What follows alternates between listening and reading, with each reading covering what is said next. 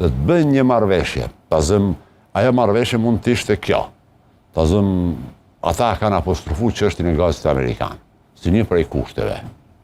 T'ja shtrojnë si çështje pra, kërkojnë konsenzus rreth kësaj çështje madhore, kisha për të thënë në këtë moment. Dhe e dyta, t'identifikojnë bashk, t'identifikojnë dy kandidat, qoftë partijak, qoftë pavarur, dhe pastaj si opozitë e bashkuar dalin përballë zotit Kurti. Ti thosh që ti ke fitu 53 deputet. Me pjesëtarët e pakicave serbe ke 62, po supozoj.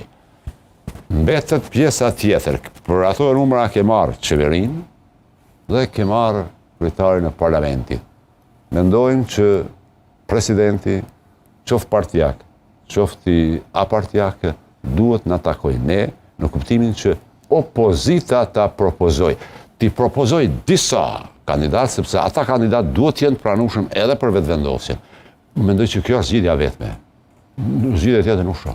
Apo mund të ketë edhe një ide tjetër, zotri Koci, që të 3 partitë opozitare të kenë një emër për president, dhe të insistojnë në të? Këtë e thash, por...